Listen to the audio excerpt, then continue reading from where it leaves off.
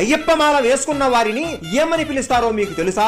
మొదటిసారి అయ్యప్ప మాల వేసుకున్న వారిని కన్యస్వామి అని అంటారు. రెండవసారి వేసుకుంటే కత్తిస్వామి, మూడవసారి వేసుకుంటే ఘంటస్వామి, నాలుగవసారి వేసుకుంటే గదాస్వామి అని అంటారు. ఇంతవరకు అందరికీ తెలుసు. కానీ ఈ తరువాత మాల వేసుకున్న వారిని ఏమంటారో చాలా మందికి తెలియకపోవచ్చు. చెప్తాను వినండి. 5వసారి మాల వేసుకుంటే విల్లుస్వామి, 6వసారి వేసుకుంటే జ్యోతిస్వామి, 7వసారి వేసుకుంటే సూర్యస్వామి, 8వసారి వేసుకుంటే చంద్రస్వామి, 9వసారి వేసుకుంటే వేలుస్వామి, 10వసారి వేసుకుంటే విష్ణు చక్ర స్వామి, 11వసారి వేసుకుంటే శంఖాధార స్వామి, 12వసారి వేసుకుంటే నాగభరణి స్వామి, 13వసారి వేసుకుంటే శ్రీహరి స్వామి, 14వసారి వేసుకుంటే పద్మస్వామి, 15వసారి వేసుకుంటే త్రిశూల స్వామి, 16వసారి వేసుకుంటే శ్రీ సబరి గతి స్వామి, 17వసారి వేసుకుంటే ఓంకార స్వామి, 18వసారి వేసుకుంటే నారికేల స్వామి. ఆ తర్వాత ఎన్నిసార్లు వేసుకున్నా గురుస్వామి అని పిలుస్తారు. మీరు మాల వేశారా? మిమ్మల్ని ఏమని పిలవాలో కామెంట్ చేయండి.